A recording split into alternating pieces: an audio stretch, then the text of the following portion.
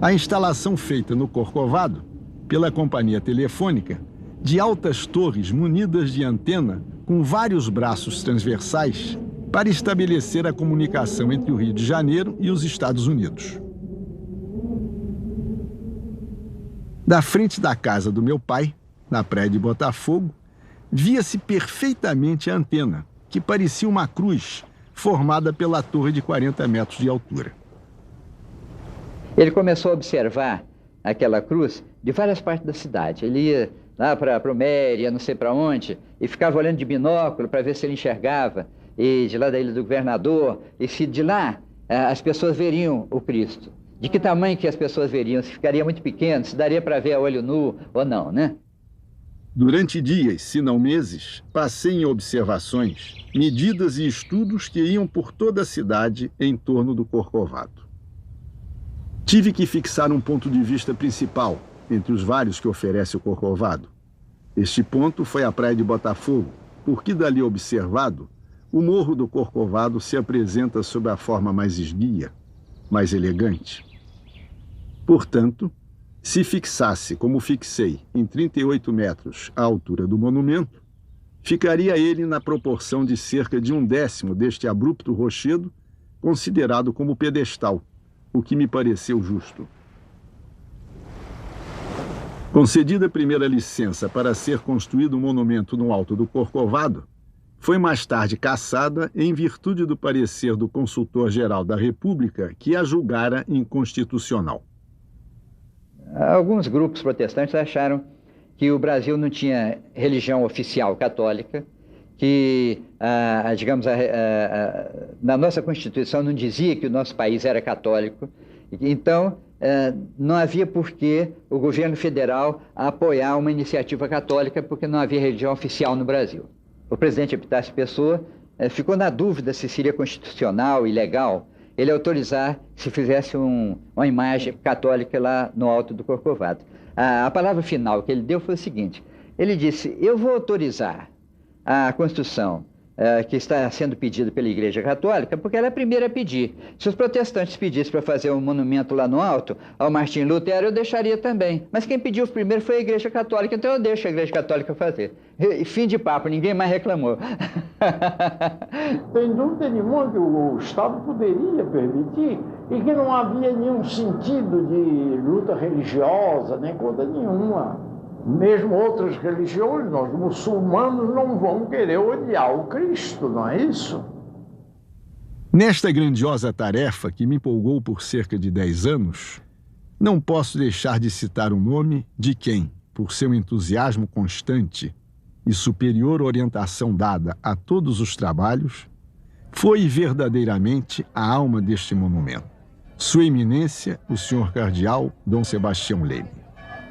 Por sua autoria, foi instituída a Semana do Monumento, para coordenar a propaganda e coleta para a execução desta magnífica obra. Iniciada em 2 de setembro de 1923, a campanha encerrava-se no dia 9, com um êxito surpreendente nunca antes alcançado.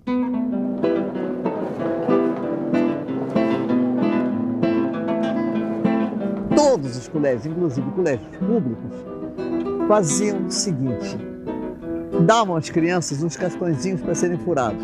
E a criança chegava em casa, atacava todos os membros da família, né, para o Cristo Redentor. Furava, parecia R$1.000, uma coisinha de nada. Né? Cada um ganhava esses cartõezinhos. E, naturalmente, para a gente ser mais agradável às freiras, quem pedia mais, levava mais dinheiro, era mais agradável, é lógico. E a gente ia pedia na rua, parava numa senhora. Eu ia para Tijuca, para casa de umas primas, e lá eu andava, todo mundo dá dinheiro, a casa inteira dava dinheiro. Era aluna do colégio, muito mocinha, e falaram do Cristo que iam fazer, e perguntaram se a gente queria fazer doação, e eu me lembro de eu fazendo a doação. Eu acho que foi R$5.000. Agora que eu me lembro.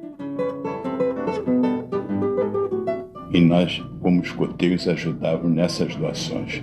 Íamos de casa em casa, de pessoa em pessoa, recolher para que isto tornasse uma realidade que hoje que todos nós aplaudimos. Eu era meninozinho.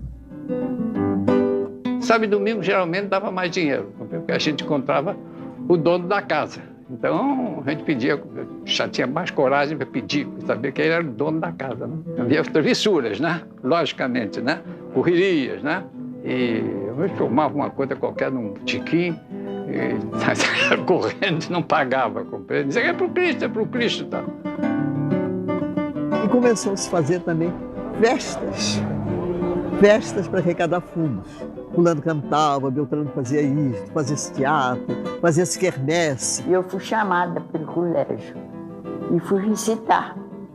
E daí foi a minha pequenina colaboração. Recitar numa festa em benefício ao monumento do Cristo Redentor. Vinham as meninas de sociedade, ou fantasiadas ou não fantasiadas, e elas se colocavam na lapela dos rapazes, sobretudo, colocavam uma florzinha. Eu não fui dessas que tive que botar o lacinho, não. Mas puseram no meu namorado naquele tempo, né? E ele, no dia que levaram para botar a fitinha, ele estava sem dinheiro. E ele aceitou botar e arrumar e tal, certo? E depois ele abriu a carteira e tirou passe, que ele não tinha dinheiro. E a moça disse, não, se não passe não vale, puxou fora. A única coisa que eu sei, pelo que eu vi, né? Foi o pessoal passeando nas ruas da cidade, transportando aquele lençol, e todo mundo que queria fazer qualquer donativo jogava dentro do lençol. A lista toda dos doadores foi posta no pedestal. Antes de botarem a estátua na base, esses nomes foram todos incluídos, botaram lá, depois cimentados. Depois fizeram o gesto em cima. E eu fiquei toda a prosa de saber que meu nome estava lá.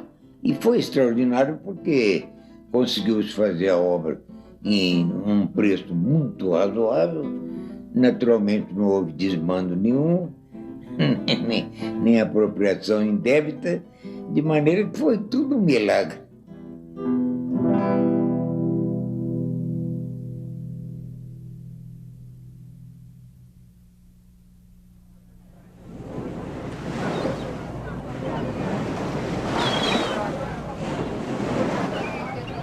Com os dados, estudos e uma maquete do projeto, parti em 1924 para a Europa, onde tratei com diversos escultores, tendo minha escolha recaído sobre Paul Landowski por seu real mérito e perfeito equilíbrio artístico, sem exageros modernistas que a obra não comportava.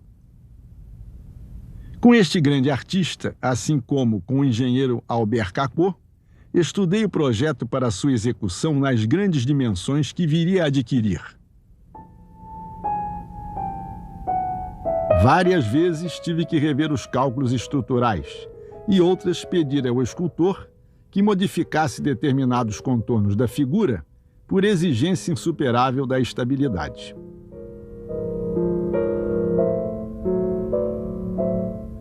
Diversas maquetes foram executadas e, embora não fossem alteradas as linhas gerais do projeto, cada modelo maior que surgia exigia tantas modificações que, pode-se dizer, era uma nova estátua que se apresentava no final. Com certeza houveram algumas limitações, né? Acho que a engenharia está aí para limitar um pouco a imaginação, né? É lógico que, ao longo do manto, você não poderia ter muitas variações, né? Tem que ser uma coisa mais retilínea, né? Até para dar uma sustentação. O Art Deco limpou a figura do Cristo desse excesso de religiosidade que seria a religiosidade dentro de templo. Quer dizer, foi muito bem concebido para uma figura externa, uma figura colocada acima de uma cidade. Para a execução da estátua, tomei a decisão de considerar o corpo e os braços como obra de arquitetura, a cabeça e as mãos como obra de escultura. Quer dizer, a primeira parte do trabalho seria executada por aumento direto da maquete de 4 metros, feita no ateliê de Paul Landowski, enquanto a cabeça e as mãos seriam modeladas em tamanho de execução. Então, no ateliê dele, ele fez a cabeça e as mãos. E já fez em tamanho 1 por 1, né? Quer dizer, já é no tamanho de execução. Fez aquela cabeça enorme de 4 metros de altura e aquelas mãos também muito grandes, de 3 metros de comprimento. Nous étions petits, avec mon frère, on montait dans le nez, on montait dans le crâne du Christ. C'était extraordinaire. Et puis ensuite, dans les mains, quand les mains ont été faites aussi dans l'atelier, on pouvait monter dans les doigts. Et oui, c'est tellement grand, c'est énorme. Je pense qu'il était difficile d'imaginer une statue compliquée, une statue qui aurait développé des sentiments compliqués. Alors que là, c'est une extraordinaire simplicité. Je crois que c'est ça que j'aime. Donc c'est un Christ accueillant, c'est un Christ qui dit « Venez, venez, venez ». Enquanto o professor Landowski prosseguia em seus trabalhos na execução dos modelos das mãos e da cabeça, no escritório técnico da firma Peyard, Considère e Cacot, fazíamos o estudo definitivo da estrutura em concreto armado. Albert Cacot était un des plus grands ingénieurs français du XXe siècle. À cette époque-là, effectivement, il n'y avait pas beaucoup de bureaux d'études compétents en béton armé. C'était encore un matériau nouveau. Et je vois très bien mon beau-père devant cette statue gigantesque, lui disant est-ce que le vent est de travers, est-ce qu'il est de ceci, etc. Est-ce que le Christ de Rio de Janeiro peut se renverser? Eh bien, il ne s'est pas encore renversé. Il y a combien de temps? Aqui na Baía de Guanabara correm ventos muito fortes. Então, os braços abertos fazem um efeito de torção, né, no Cristo muito grande. Então, a estrutura interna da torre do Cristo tem que ser uma estrutura bem rígida, né, para absorver esses esforços do vento. Porque o Cristo não é mais nem menos do que um prédio de apartamentos, com andares e escadas de concreto ligando os andares interiormente. Mas o revestimento é que era o difícil, por causa do perfil de cada laje.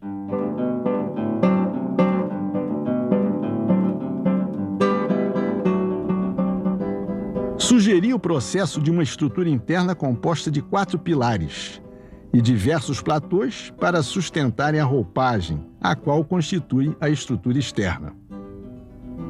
Após uma longa procura, foi-me oferecido um ateliê no Boulevard Saint-Germain, onde pude, com um grupo de desenhistas, fazer todos os estudos e desenhos necessários para passar do modelo de gesso de 4 metros para o de 30 metros em concreto armado, no alto do Corcovado. Ficava para resolver o acabamento artístico da estátua. Como dar à imagem um verdadeiro cunho de obra de arte. No início de 1927, ao entrar numa belíssima galeria recém-inaugurada no Champs-Élysées, me deparei com uma fonte revestida de mosaico prateado. Ao ver como os pequeninos tacos esposavam todas as curvaturas da fonte, me veio logo a ideia de utilizá-los na imagem que tinha sempre em pensamento. Após longo estudo, cheguei à conclusão de que a pedra-sabão é o material que terá aspecto mais nobre e rico, além de ser de uma resistência a toda a prova. Havia uns papéis, umas folhas de papel de um metro e tanto, e tínhamos do lado umas pequenas pedras, umas pedrinhas chatinhas, irregulares, que você ia colando e ajeitando uma na outra, uma até formar um todo. Botava-se os nomes embaixo, enfim, nomes de pessoas conhecidas, futuro marido, futuro noivo, eu botava. Sei lá quem é, fazia uma interrogação, cada uma dizia escrevia qualquer coisinha, qualquer lembrança. Tá lá em cima.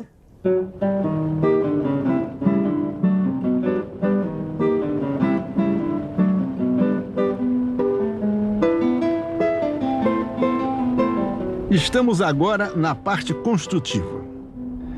Diversos barracões foram construídos para alojamento de operários, depósitos de materiais, almoxarifado e oficina. Tudo no estilo mais rústico e econômico possível. O plano inclinado, adquirido para transporte dos materiais, tem sido de difícil montagem. Foi-nos necessário abrir um poço em rocha viva com cerca de 4 metros de profundidade. Tudo é difícil no alto daquele pico, desde o exíguo espaço de terreno até a falta dos mais indispensáveis elementos para o trabalho. A nossa organização é, entretanto, muito boa. E tudo se acha regularmente organizado para a realização desta grande obra.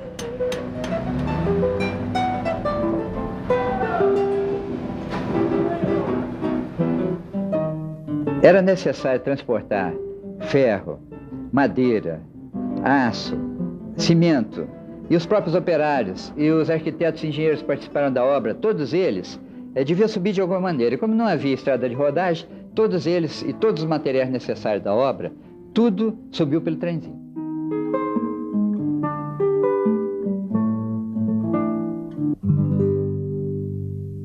Eles deviam usar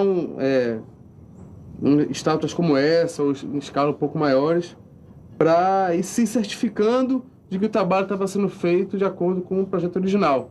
Então, com certeza, lá no local, né, inclusive, você viu lá vários pedaços de antigas maquetes, né, antigos modelos do Cristo, porque é um trabalho artesanal, acima de tudo, né, bem artesanal. Eles faziam em pequena escala para depois, né, dali, não, é isso que nós queremos, é isso que vai dar certo, então aí fazia o grande. Teve alguns que quebraram, né, e tem um lá ainda, né, não, eu nem sei o estado dele como está hoje, né. Isso aqui é parte do corpo do Cristo, né. Nossa. Uhum. Pesado, grande. Tem mais de 2 metros ele.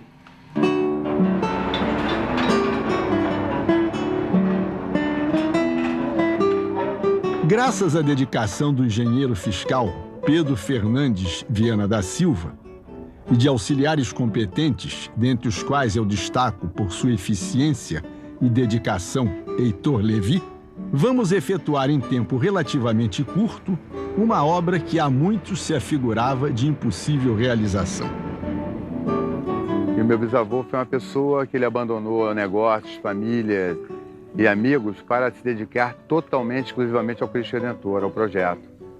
Tanto é que ele se mudou para o Cristo Redentor, morou durante 5 anos num barracão junto com os operários, para se dedicar mesmo, de verdade, à construção do Cristo Redentor.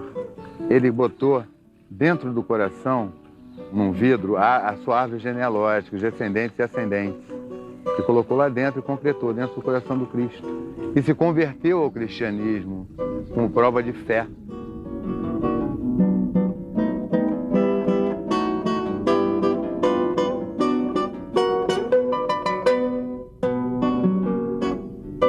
O rigor da matemática, dos seus métodos e técnicas, permitiu pela primeira vez, em obra de tal envergadura, a construção de possante estrutura interna, independente da modelagem externa, com a certeza do mais exato ajustamento.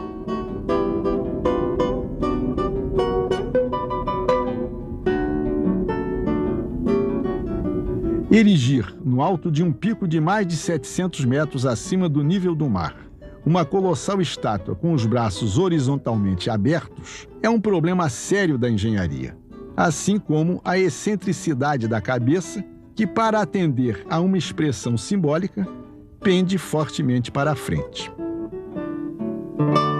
Eu reparei o seguinte, eles subiram com a estrutura inteira, colocaram a cabeça, colocaram as mãos e vieram vestindo ele de cima para baixo, né? Então a cabeça foi dividida em 50 pedaços. E como fosse um quebra-cabeça todo numerado, e depois chegaram aqueles pedaços aqui, cada um daqueles pedaços foi transformado em concreto, né? Fizeram uma forma especial, fundiram concreto, fizeram uma peça igualzinha àquela que era de gesso concreto, e depois o Heitor Levi tinha um sítio, ele montou primeiro lá para ver se estava tudo certinho, e depois trouxe para cá e montou então no Alto do Corcovado.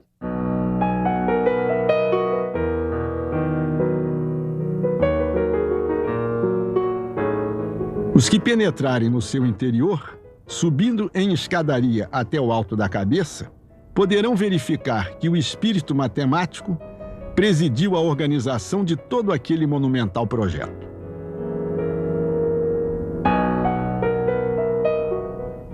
É a primeira vez que uma estátua é construída como monumento arquitetônico e não simplesmente escultural.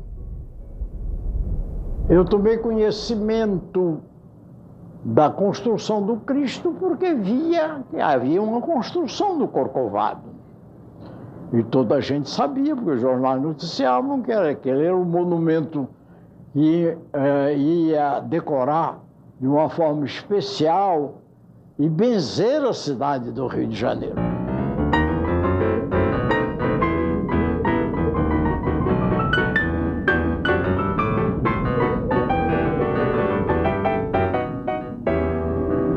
Não se pode contestar que se trata de uma construção ousada, tanto pela forma quanto pelo local, uma vez que, para a execução da parte mais difícil, os braços, não dispunham de solo firme para apoiar os andaimes.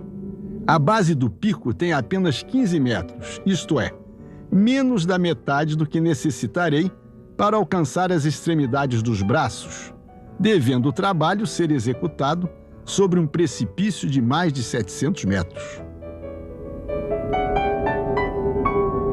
E estava tudo indo muito bem quando deu uma ventania e as costureiras saíram voando como se fossem palitos de fósforo e caíram na mata, graças a Deus não pegaram ninguém. Mas nessa época o prefeito estava arrancando os trilhos de bonde do Rio de Janeiro.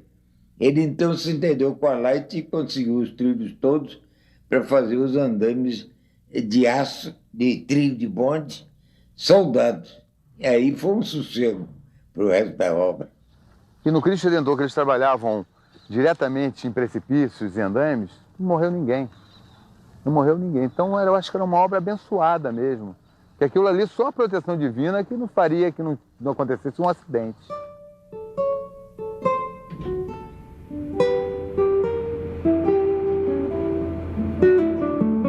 Se grandes são as dificuldades que enfrentamos e que teremos de enfrentar, maior será a fama desta obra colossal.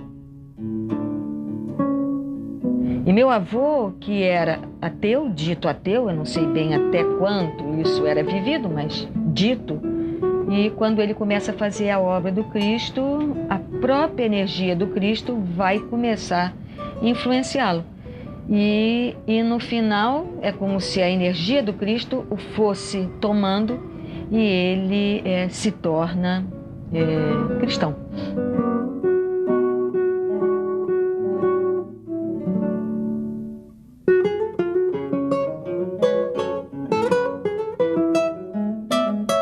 O meu amigo Heitor Levi, quando acabou a obra, ele nos chamou, como nós tínhamos acompanhado, ele nos chamou para subir aquelas escadarias todas até a cabeça. Quando nós chegamos na cabeça, ele nos fez escrever os nossos nomes lá, o dele e todos os nossos. Então eu acredito que pelo eu ter escrito meu nome lá na cabeça dele, ele me deu um auxílio especial. A primeira vez que eu entrei aqui dentro, eu admirei demais, né?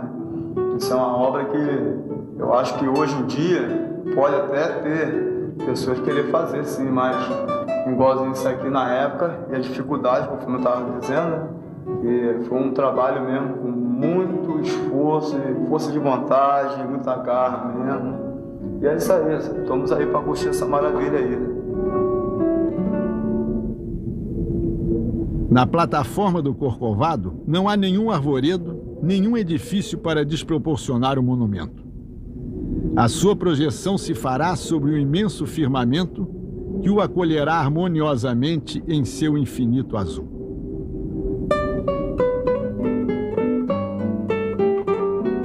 A ideia de inaugurar dia 12 de outubro era algo já previamente determinado, já que era o dia da padroeira do Brasil, Nossa Senhora da Conceição Aparecida. Nós tínhamos uma força aérea do Exército, botaram os aviões para circular, jogar flores e tudo mais. Vieram personalidades de vários estados, vieram representantes do Papa e foi inaugurado o monumento, meia festejos, fantástico.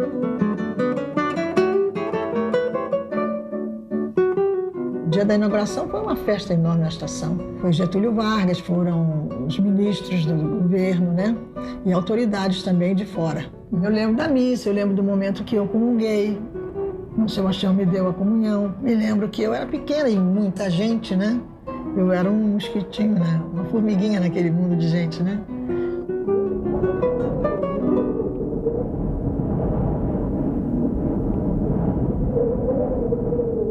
Nesta união querida, sagrada, abençoada, Jesus tem às costas erguida a imagem da cruz. E a cruz tem na face esculpida a imagem de Jesus.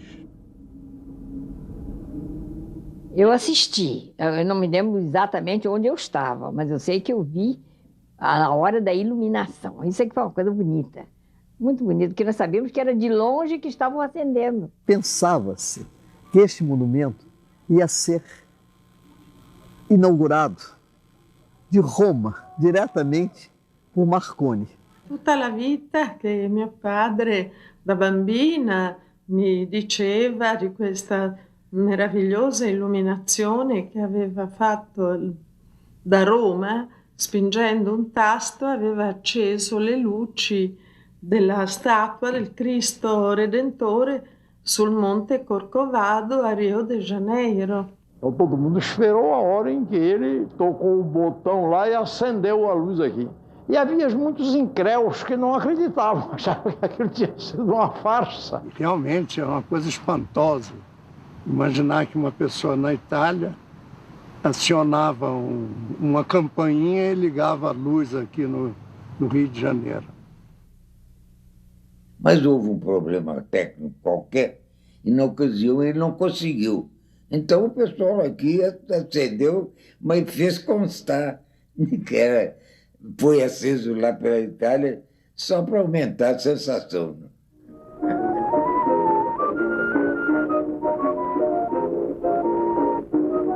Foi meu primeiro passeio como namorada do meu marido. Foi visitar o Cristo Redentor. Ele me perguntou se eu já tinha ido lá, eu disse que não. Ele então me convidou e eu fui. Apesar de que eu fui com meu irmão, porque no meu tempo a moça não andava sozinha, o rapaz, né?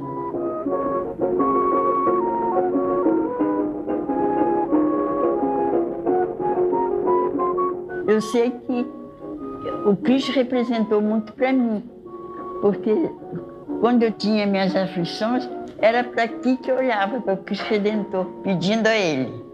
E quando eu tinha alegria também, eu olhava para Ele agradecendo.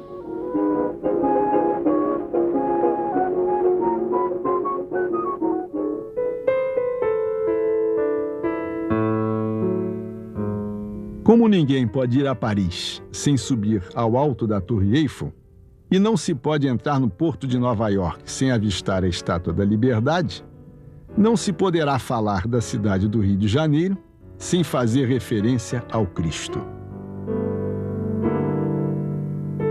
It's a very dominant image. It's very powerful. A lot because it stands in such a wide space, you know. And it's embracing the city and the sky. It's really... Comme ça.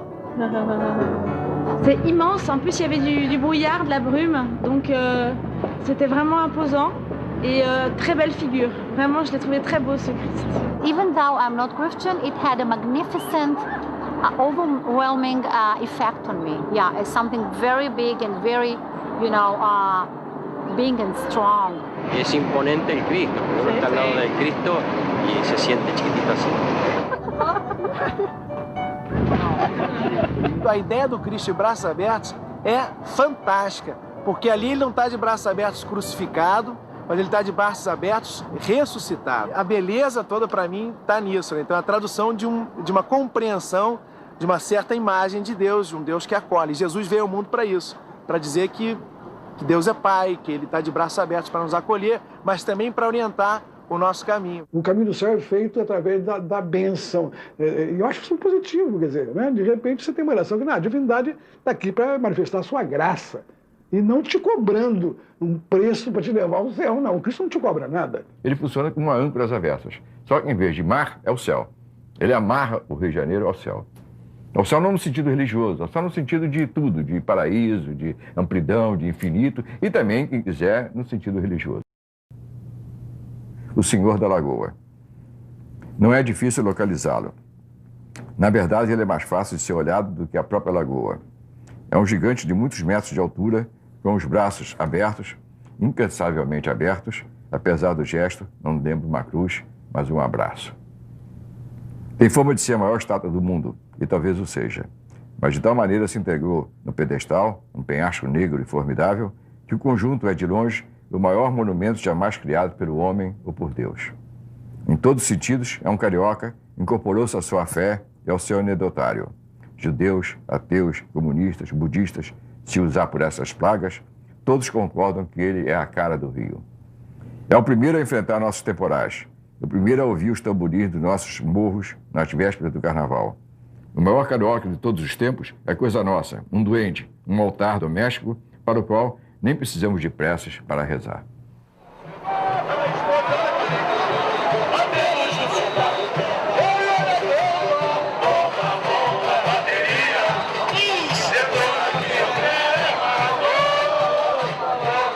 Agora, a ideia de fazer ali no Jardim Botânico, um Cristo ali sempre está debaixo das axilas divinas, né?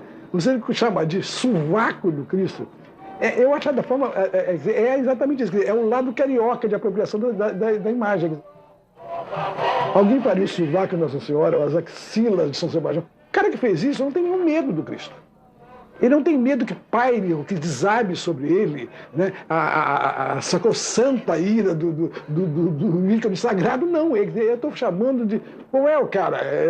Ele está homenageando esse lado amistoso, esse lado carioca do Cristo. Não há nada mais carioca do que criar-se um bloco carnavalesco chamado Sovaco do Cristo.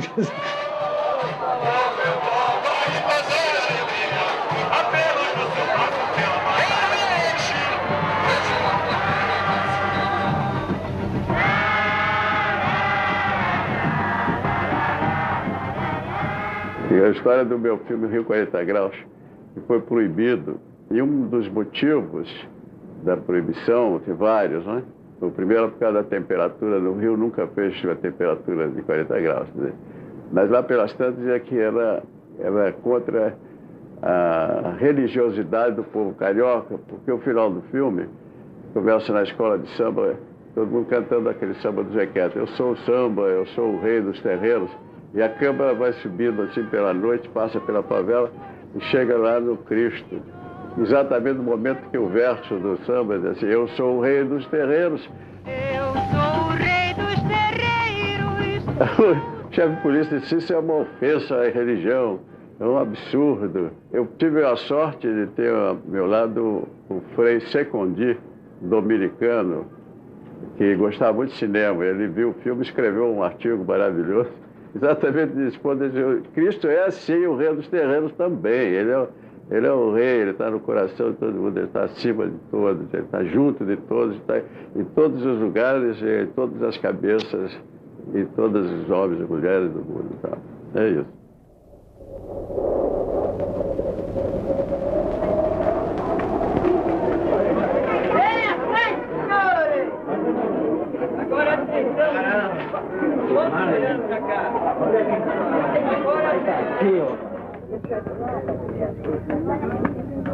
Nós nascemos no estado do Rio, em Santa Rita do Rio Negro. Nós viemos para o Rio em 1930. Passei a morar logo no Alto do Corcovado. Meu irmão Floriano tem família, esposa e filhos, eu não tenho. Temos barraca de lembrança no Corcovado, é o qual é o nosso sustento.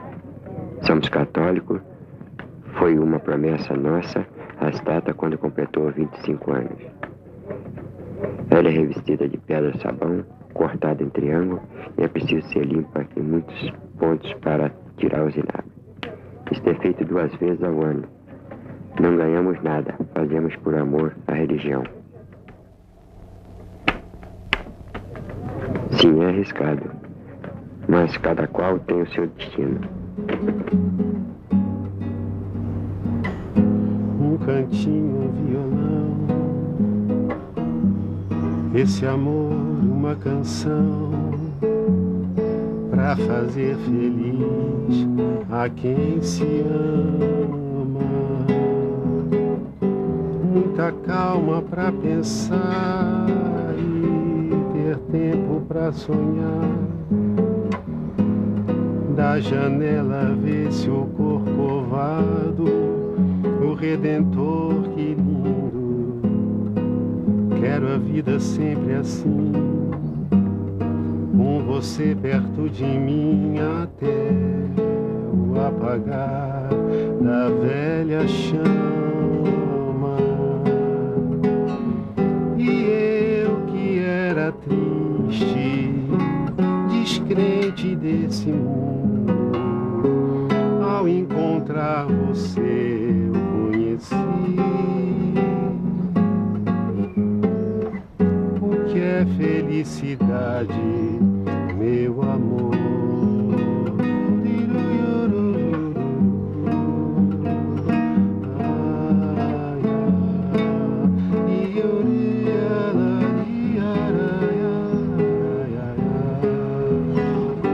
E eu que era triste, descrente desse mundo, ao encontrar você eu conheci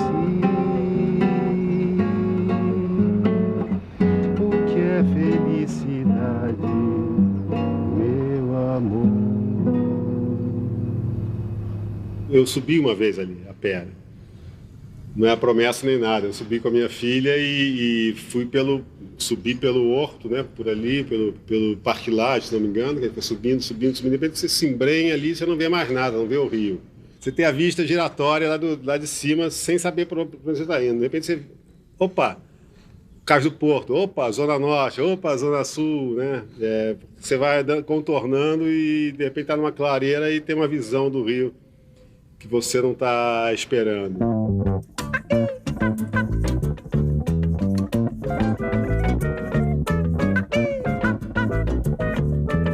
Se o Cristo vestiu o manto, quando ele desaparece atrás das nuvens, é porque vai chover. Então, quando Cristo veste o manto, tome cuidado, porque vem chuva.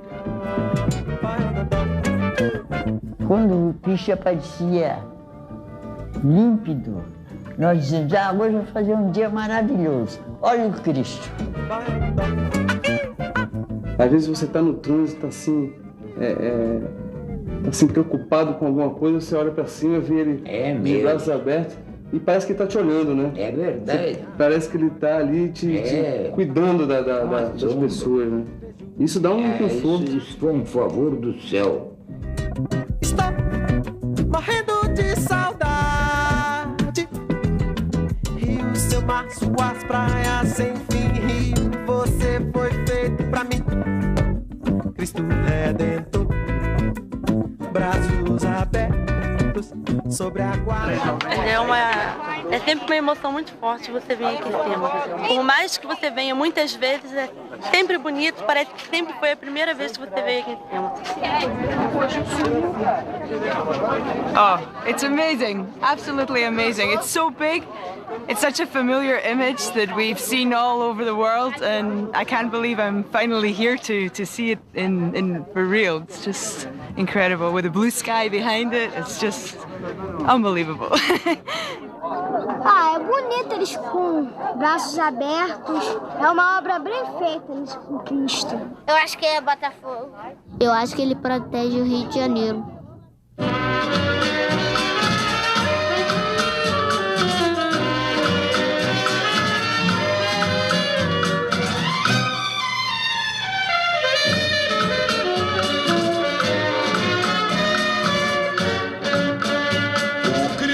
Redentor é uma medalha pequenina no rosário imenso da colina. Bonecas delicadas, quase todas moreninhas, alegram suas ruas com alumbango de andorinhas. Rio, és pequeno para os olhos, meus olhos, que veneram os encantos teus. Adoro o teu céu da cor do anil, és a cidade brilho. Brasil. O Cristo Redentor é uma medalha pequenina no rosário imenso da colina. Bonecas delicadas, quase todas moreninhas, alegram suas ruas com um bando de andorinhas.